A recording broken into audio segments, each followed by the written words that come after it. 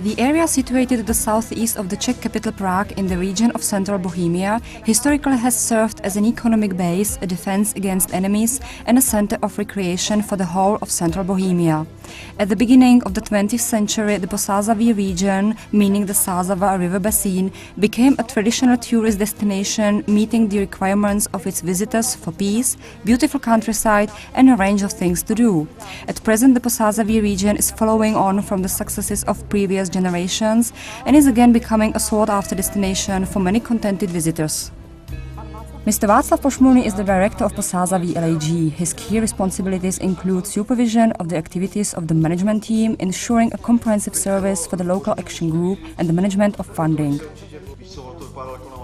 How big is the LAG area? The local action group area consists of 99 communities spread over an area of 127,000 hectares. The river Sázava in the north forms the key axis of the region. We can judge the quality of the natural environment here from the large number of natural features, protected landscape areas and Natura areas. There are also many historical and cultural monuments. What were the main objectives of local strategy? The main objective of local strategy under the Leader Plus project was the promotion of activities aimed at preparing documentation for investment projects. Further objectives were the support of nature trails, environmental projects, cultural events and the support of information centres and parent centres. What are your main achievements? We value above all the fact that applicants learned how to prepare and administer good projects and how to evaluate them themselves. The development of the number of partners was gradual. In the first stage, after setting up the LAG, there were 9 business entities and 1 association of local authorities. At the moment, the LAG consists of 46 partners, 7 towns and villages, 6 associations of local authorities, 2 national organizations, 15 business entities and 16 non-profit organizations. Who has been involved in the area development and how?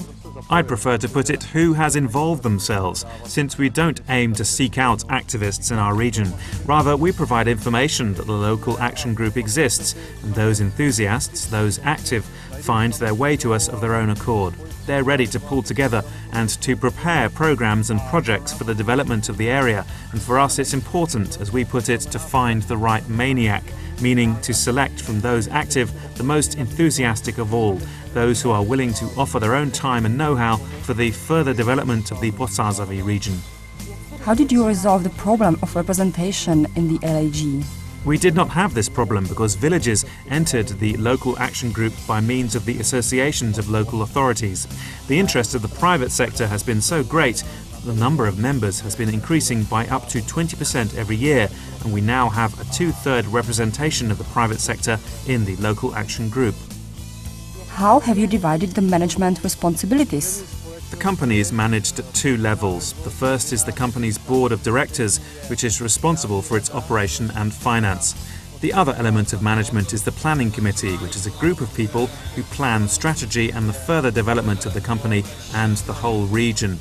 The company employs managers who are responsible for the development of particular projects.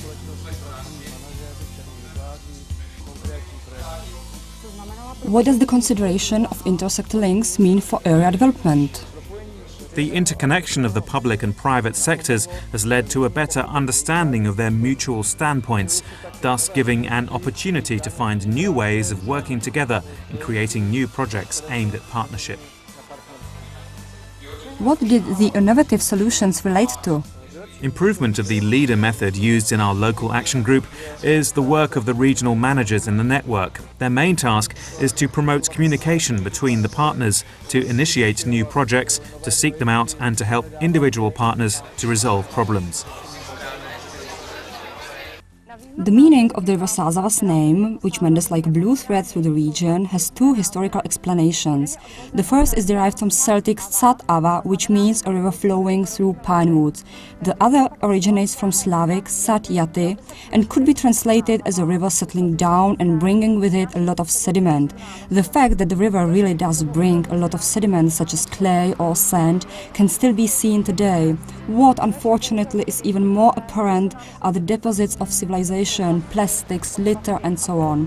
One of the managers of our region noticed these deposits reaching a height of up to 4 meters after the floods, and that gave birth to the project Clean River Sázava. What is the Clean River Sázava project about? The project consists of volunteers going by boat and collecting bags of litter which they find on the river bank. The litter is either brought by floods or dropped by careless tourists and owners of weekend cottages, etc. How has the LAG participated in the project? Significantly, the project team is composed of members of a number of local action groups who are responsible for specific tasks, be it volunteer catering or boat hire, and so on.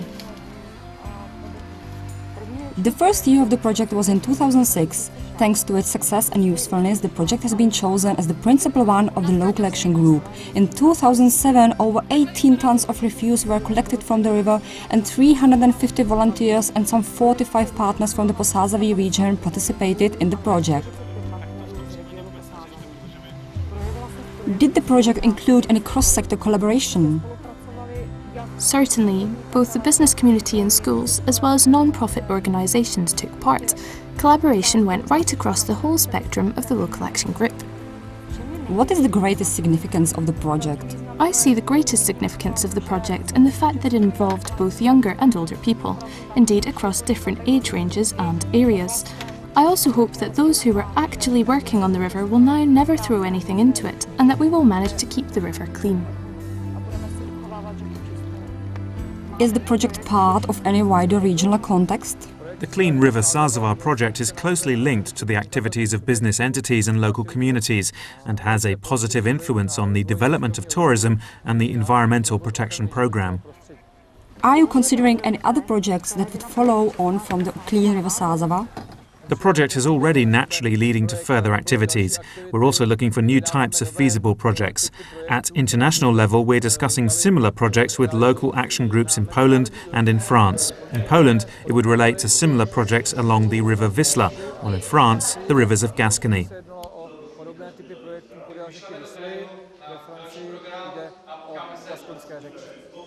The Clean River Sázava project has shown that local people do care about the river, which from time immemorial has been a transport artery, a bear of life and also of work opportunities.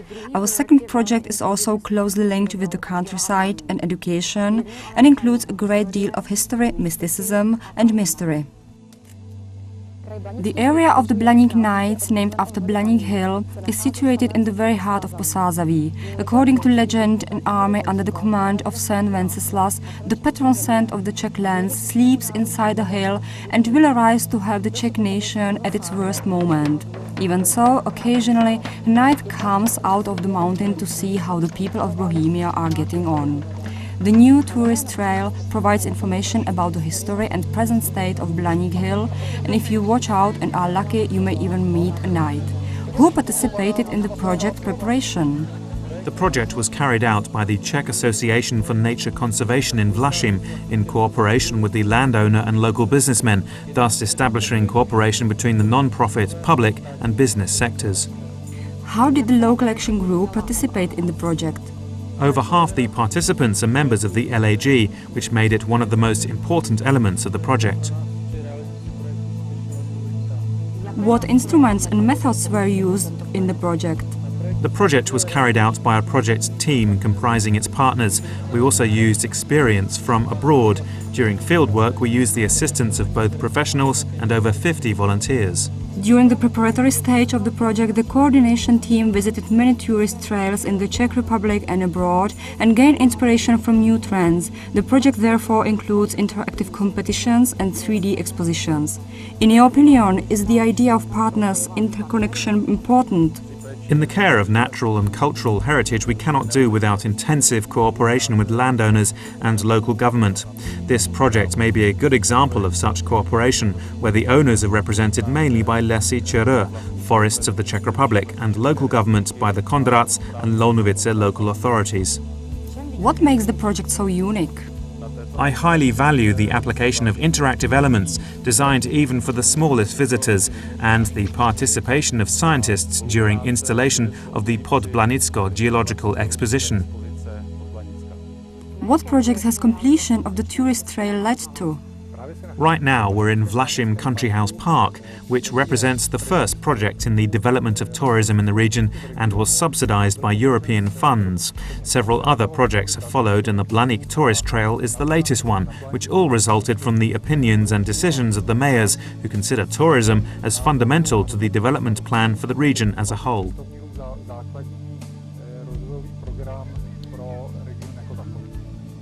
Is it possible to consider international cooperation within the scope of the project? I would perhaps talk about sharing international experience, since we draw great inspiration from international projects in tourism.